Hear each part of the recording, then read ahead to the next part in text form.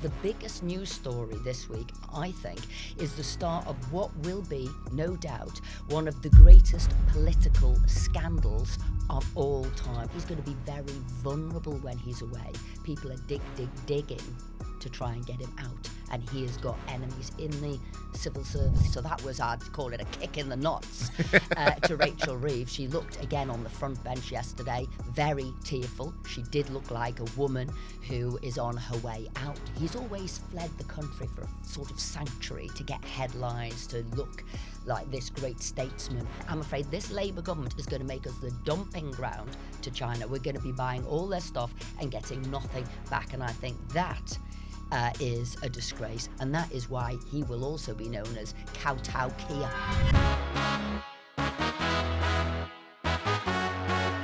Hello and welcome to the Daily Expresso. I'm JJ Anisiobi, and today joined by the wonderful Westminster whisperer, Esther McVey. Esther, what a week it's been in politics yet again. Yes, yet again. And this week, really, a lot of it's been about power.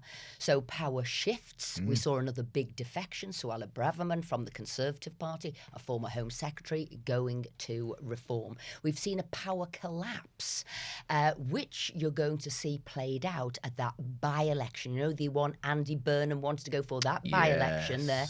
You've seen a collapse from Labour to the Greens and to Reform. And you're also seeing a power play, wrestling back power by Kemi Badenoch. She gave a speech yesterday. She called people who were defecting drama queens and political tantrums that they were having. But actually the biggest news story this week, I think, is the start of what will be, no doubt, one of the greatest political scandals of all time. And I'll tell you why. So Keir Starmer called for European human rights laws to be used to investigate British troops in Iraq. This was a deliberate effort to alter international law. Why did he do that? Because he is an internationalist. He believes in human rights, everybody's human rights, but those of his own troops. And it's all coming out now. There's a book by, he was a solicitor. He's actually now been sort of booted out of being a solicitor because of claims of false information about abuses of British soldiers. His name was Phil Shiner, and his book is called The Iraq War and International Law. And this is where you read about what Starmer was doing and how it was playing out and what he wanted to do. In fact, it is so disturbing, and we're only just starting to get the beginnings of this story. The general, Sir Peter Wall, who you'd say was in charge of the British Army, is now questioning, can this man be a Prime Minister? Can this man be the head of our armies? Because he took work voluntary, he didn't get paid for it. He's saying now he was just an intervener. He was helping these human rights groups. But what he was looking to do was investigations into deaths of Iraqi citizens, because he said so far they'd only been perfunctory. So far they'd been wholly inadequate. And he is going after our army soldiers. And you're reading about it now in the newspapers. Yeah. But weren't some of these accusations proven to be false and made up? That's right. So you've got people now who were decorated. People who had the Military Cross for gallantry. One was called Brian Wood, who was pursued, hounded by the courts. All found out that it did not happen. It was untrue. You've got somebody else, Robert Campbell, who pursued for 18 years, attempted suicide, again cleared, but his career was collapsed. You've got somebody who has been in the papers this week, Sergeant Richie Cotterill, pursued for 13 years, again, nearly took his life, tried to take his life because they turned his life upside down. And this is because they were using the ECHR laws to go after these people. And not only are they going to look at why and how, what was Sir Keir Starmer's role in this, they're looking at the relationship of Keir Starmer and his Attorney General, which we've heard of before, and this is Lord Hermer. And you remember him last year people were calling for Lord Hermer to be sacked. And this was because he said people who'd said we need to quit the European Convention of Human Rights, and he was comparing them to sort of people who shared Nazi ideology. Anybody, whether they were Reform MPs, whether they were Conservative MPs, journalists, that's what he was saying. And then he apologised, said, oh, clumsy words. And people say, no, we don't swallow that. They weren't clumsy words. That is what you think. And added to that, I don't know if you remember, people were also saying is, why didn't he recuse himself from the new Northern Ireland Troubles Bill? Because he should have, because he in the past had actually represented the Sinn Féin, the former Gerry Adams, the former leader of Sinn Féin. So he shouldn't have been a part of that Northern Ireland Troubles Bill. And remember, people are saying, what's that about? Because again, this is going to drag our veterans, our soldiers through the courts, opening up court cases from ages ago. And people are saying, well, why? And you said to me, well, what is this about? And I think people will say there's this sort of neoliberal consensus that European colonialism from the past is a supreme evil of which we've all got to fight and get away for. And anybody who practiced it, anybody who was involved in it, actually, we have to pursue them. And that is the mindset of people like Lord Hermer and Sir Keir Starmer. And it sort of defies sort of human history. We know throughout the ages, tussles and struggles between the stronger and the weaker and who took over and what went on. But this seems to be what drives their human rights. And it is against our country. And that is what is panning out. And that's why I say this will end up being, I think, one of the greatest political scandals of all time. Why would any of our current soldiers want to go to battle and go to war for this country when they know the person in charge of the country may end up saying to them, no, we're going to investigate you now, mate. For going and protecting your country, for shooting your gun, for following orders, we're now going to investigate you. And this is a major problem. People said we gave our life. We did what we were told to do on the battlefield. Yeah. We acted in our country's best interest. We did it in the fog and the danger and the emotion of war, but we were sticking up for our country. You are right. Already people are saying we are seeing a drop in people applying to go into the armed forces, particularly like the SAS, because they say, well, if you're pursuing us now, this Labour government, for things that happened years and years and years ago, well, you know, what's to say a future government isn't going to pursue us as well. Yeah. But what I think is delightfully satisfying, what I think is positive justice, is that the man, Keir Starmer, who's been pursuing relentlessly, hounding our soldiers, it could be that they have the last laugh. He was trying to destroy their career, destroy them. Now, as the truth unfolds about what he's done, this goes back to 2007, what he tried to do, they might actually get him out of his job. And wouldn't that be delightfully ironic? That'd be very sweet. That'd be sweet justice. Should we move on to defections now? You can move on to defections. We knew after Zahari and Jemik, we knew there'd be more. Suella Braverman, big name. But we knew she was going to go, surely. This one was expected. She's more reform than reform, I'd say.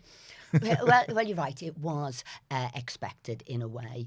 I think what was unacceptable when she did go was when they talked about her unhappiness and mental health, and that was apologised and changed straight away. So I will say she's a friend of mine. I get on with her well. She also helped set up the Michaela schools. That's run by, known as the strictest headmistress in the country, Catherine Burble-Singh. And you've got to understand Suella. So Suella is an immigrant herself, but a legal one. She came to this country, is really proud of this country, strived really hard, did well at school, ended up at Cambridge, and she wants to be British. She's proud and happy for what this country has given her. So when she saw people abusing our system, she did speak out. she was incredibly forthright, and actually the media somewhat vilified her, I think. I think they sort of tried to destroy her when actually, if you meet her, she's a very charming person, but that's what she stood up for. So did we think she was going to defect? Yes. The question was, her husband tried to defect a year ago. Reform said they didn't want her, so he came back out again. There's a couple of things that don't sort of play out, don't sort of make sense. She said, I was unhappy for 2 years in the Conservative Party. I wasn't happy there. Well, that can't really be true because the general election was only 18 months ago and she stood as a Conservative candidate. Correct. 18 months. So it can't be 2 years ago she was unhappy. She didn't stand as an independent and the vote wouldn't have been from her. Polling show that you as an individual get like 2%. 98% of it goes to the party you stand for. Okay. So that wasn't the case. So I think that was one thing. And then the other thing, Zia Youssef, in a tweet the 15th of July last year, seen by 1.5 million viewers, he said that 24,000 Afghans were granted asylum here, costing the country £7 billion. And who was responsible for it? He said Suella Braverman and Robert Jenrick. They should not come to our party. So those things sort of made me think, well, was she going to go there? Was she not going to go there? I will also say, I think Reform now need to watch out for, I can see unhappiness from within. You know, you're twisting on, turning on what you said. You're welcoming people in. People are saying, is this the Tory Party 2.0? Yes. You had on the 12th of January defecting Nadine Zahawi. 15th of January, Robert Jenrick. 18th of January, Andrew Rosendale. 26th of January, the Suella Braverman. So I think they've got to be careful. But there is massive power shifts. And from that, Kemi came out and did what people would say a very feisty speech yesterday. She was calling defectors drama queens. They were political tantrums. She said, if they were my kids, I'd send them to the bedroom if they were going to act like that. She said they're not interested in the future of the country. They're interested in themselves. And she said very bluntly, I'm sorry you didn't win the leadership. And I'm sorry you didn't get into the shadow cabinet. And I'm sorry you didn't get into the Lords. And when you can see who she's pointing out there, absolutely. Jenrick, Suella, and Zahawi, yes. She said, but you've not got a plan for this country. It's literally a tantrum about you and your place in politics. So she was wrestling really back the agenda. And I think she's also saying, get rid of these people. If they don't want to be here, well, we don't want them anymore. Could there be some more defections? Yes, there might be. But she's saying, spring cleaning. Nigel Farage's problem, not now, not mine now, they're his problem. But then he is also strengthening his team as well. How many more big name Tories do you think they can take on at Reform before Reform voters are fully saying, no, you're just like everyone else now? I think they've got to be careful, and I think that's why they've put the deadline for the 7th of May. I think they're trying to balance out people who are in the House who can give them credibility. So if you saw at PMQs yesterday, they've got 8 MPs. Yeah. They've got a greater chance of being called now. So it's not just understanding policy, understanding how the place works. They need a greater force in the House. Remember, they're still nowhere near even having a front bench. They haven't even got enough for a cabinet, so they've got to take more people. They might be looking for more people in the Lords because they don't have anybody in the Lords, and the person who is in the Lords hasn't been voting, letting them down. So when people say, well, I thought you stood for the Chagos deal, where was your Lords voting in that? No, he wasn't. So I think they might. And there could be. There was a very strange tweet by Lord Frost this week standing with Suella, and they were both sort of licking sort of blue lolly ices, and him saying, oh, that she's what I believe in. So I thought that was interesting. A couple of others who, if you look at the tweets, it sort of gives away, where sort of they align. They might say no. What we're trying to do, like people like Jacob Rees-Mogg, is, should this next general election be the right versus the left, we've got to make sure that the right unite. So they might not be looking to defect. What they might be looking to do is make sure that the right unite. And I said Jacob Rees-Mogg said that. Lord Jackson has sort of said that. Maybe David Frost is saying that. Okay. Well, let's talk about the civil war between Reeves and Starmer. All of Labour, really. I wrote an exclusive this week saying how Rachel Reeves was fuming. She was spitting feathers that she wasn't over in China. And now she's worried about her future because Starmer took all the big business people to China. Why not take the person who's supposed to be in charge of growth? Very strange. But also, Starmer's running scared of the King of the North, Andy Burnham, blocking him. Okay. Well, it was interesting when Starmer arrived in China and he said, I'm here with my senior ministers, and Rachel Reeves wasn't there, and I'm here with top business people. There was about 50 business people and organisations who were there. So that was, I'd call it a kick in the nuts to Rachel Reeves. She looked again on the front bench yesterday, very tearful. She did look like a woman who is on her way out.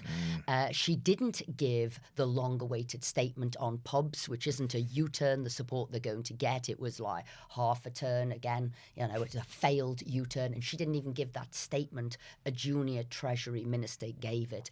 I think they've realised she has messed up with the economy. He has gone to China basically begging for money.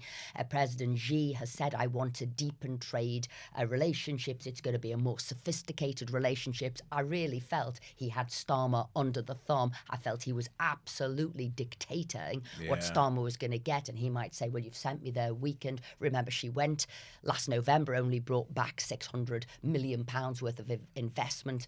Theresa May went in 2018, got £9 billion. And I want to tell you, the UK trade deficit with China now is £42 billion. It went up 18% in the last year under Reeves. So as our economy's nosediving, we're going to them. And what are we buying off them? Because Ed Miliband, that net zero zealot who's destroying our country single-handedly with what he's doing, pushing up energy prices, he is over there. And what? Buying wind turbines, what?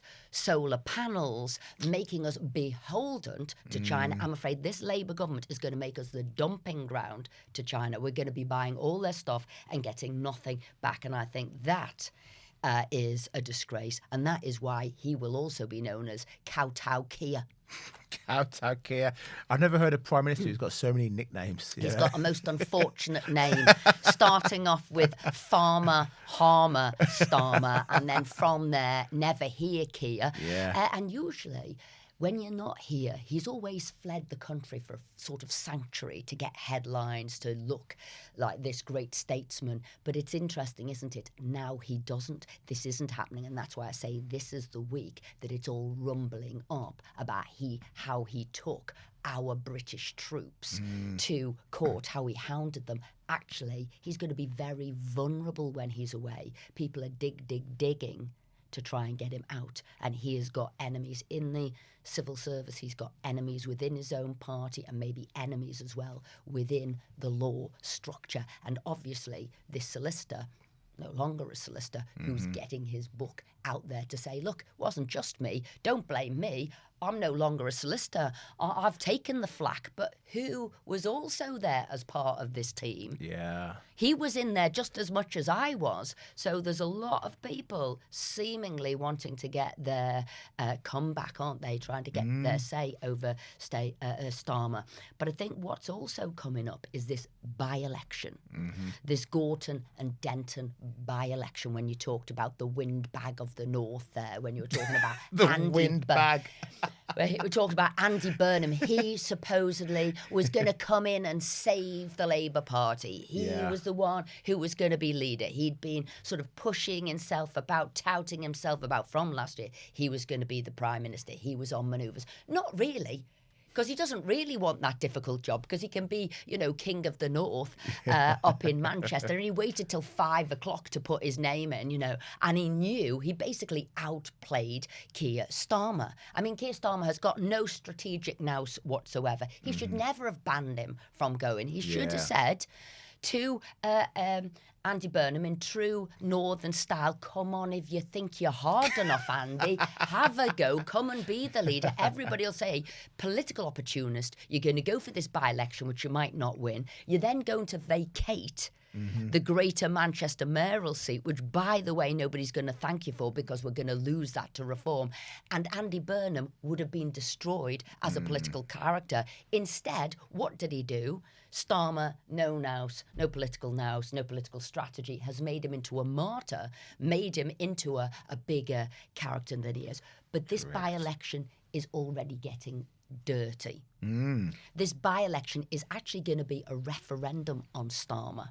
And that's how Reform is playing it, right? What we're saying is the bookies have got Green and Reform pretty much neck and neck. And this is one of the safest Labour seats in the country. Yeah. And they've got Labour on a distant third there.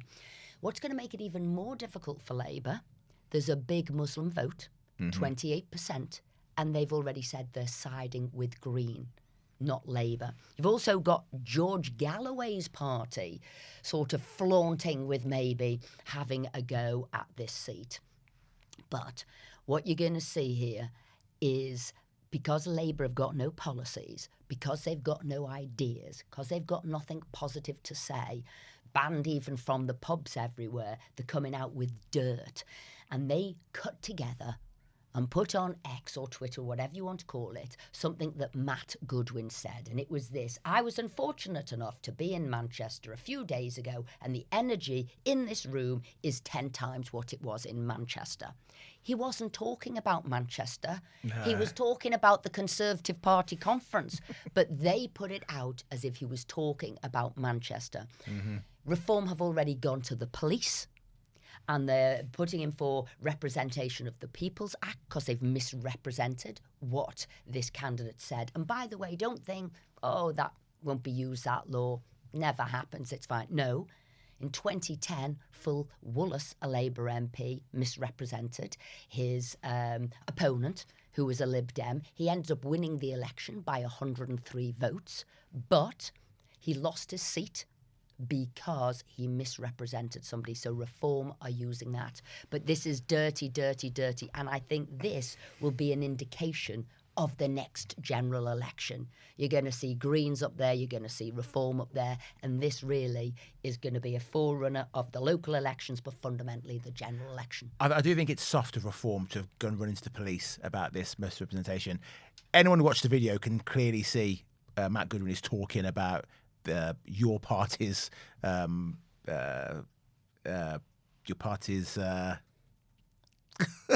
No, he wasn't talking about Manchester. He was talking about the conference. Yeah. And Reform, who are the kings of, it's just some hurty words. Why are people on Twitter being arrested, blah, blah. To go run into the police about that, I think is a bit pathetic from them. Now, you see, I don't, because I always say Labour are the first to do that. Labour are all the ones to talk about being a victim, as are the Lib Dems, and other people let it brush. And I think on this one, when you're so banged to rights, it might be your only opportunity. Labour played their hand really badly. They shouldn't have done this at the start of election. And actually, this now has just sort of destroyed any chance they had whatsoever.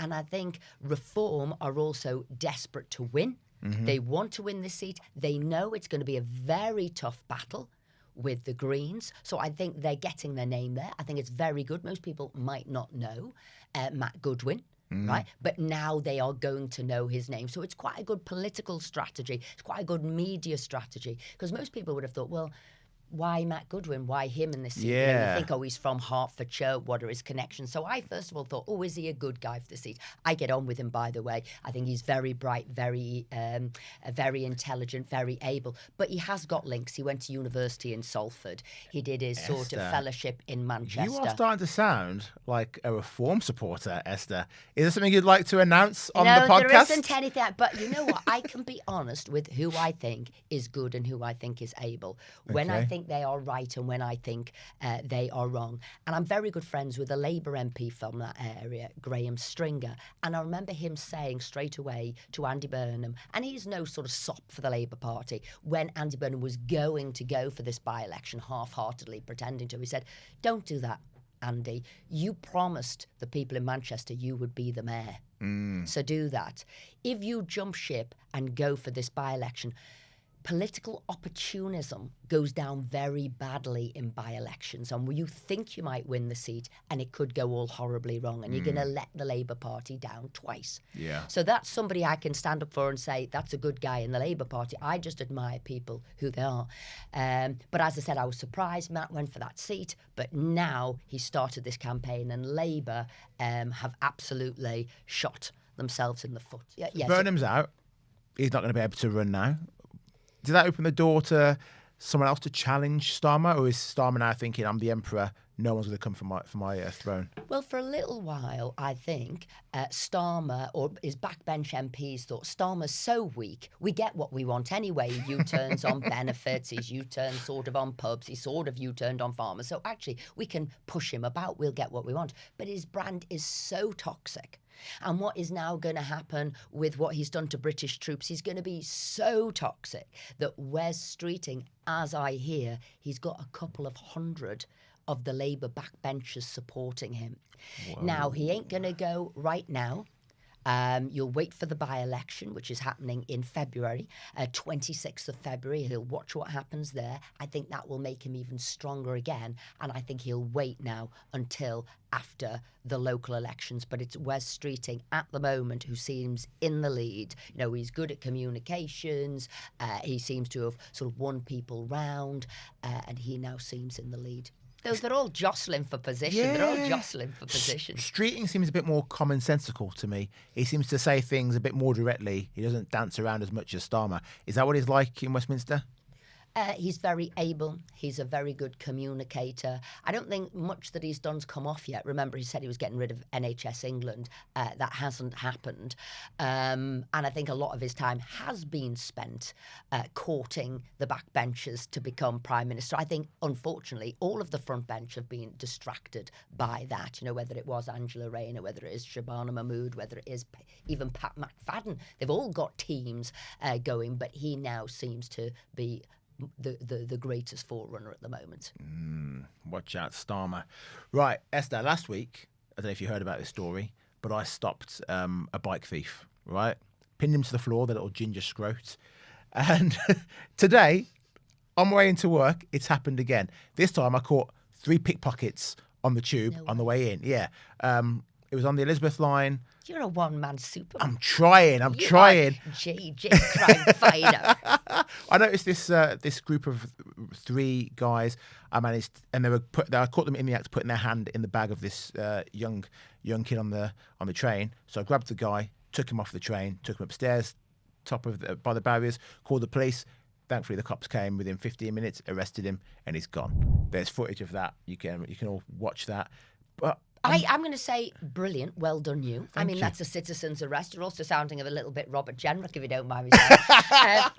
How dare you? But what I meant is, I do believe London has become lawless. Right? I've lived in London for 30 years, and I'm a city person. I'm a savvy person. You moved here when you were 10? Exactly right. So I've been here a long time, and I'll tell you what happened to me on Sunday. Never happened ever in all the time I've been in London or any city in the country or in the world. Walking along on my phone, and behind me, somebody sort of punched me in the face to try and get my phone because it was that close to her face. I wrestled with them. They weren't expecting this. They obviously thought, oh, this little blonde petite person, I'm just going to get that phone. It's going to be really easy. Yeah. Tussled with them. Literally, we were fighting with it. I turned around and gave a welly, right? He was running off and I shouted, absolute thief, go on, do one. Thief, you know, my scouse came out. Yes. But I thought, this is lawless London. This is Sadiq Khan's lawless London. I've never had that. I would now say to people, don't use your phone whilst walking along. I was in central Westminster when this happened, right?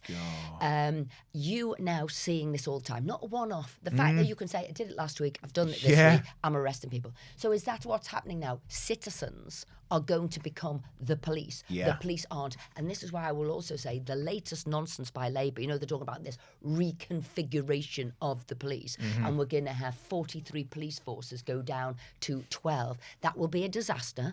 There will not be enough people on the ground doing the police work. That's why we're seeing this rise in this sort of crime, whether you call it antisocial behaviour, low-level crime. We're seeing a rise, and it's going to get significantly worse. And I will tell you something else.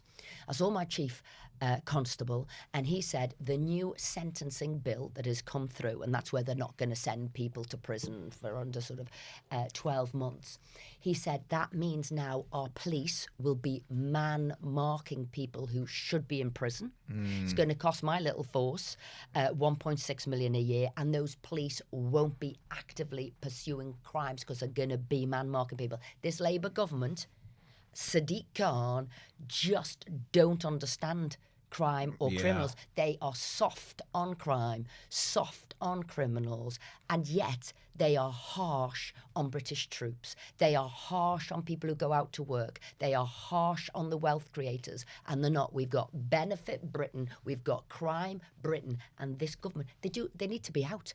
And thank goodness that we've got somebody like you, honestly, pointing this out. And me, a little blonde wrestling with this guy for my phone. Disgrace. You can take the girl out of Liverpool. Yeah, You can't take Scouse out the girl. Yeah, they didn't know who they were taking it. on. My dad would have been proud of me. Absolutely. Esther McVey, thank you so much, as always. Thank you for watching the Daily Expresso. That is all we have time for today. Don't forget to like, subscribe, and comment below. Also, this new button, the hype button, press it. It helps our video get higher and higher and see by more people. Hype, hype, hype. You got 3 of them. Press it. Press it right now. That's all for now. Bye-bye.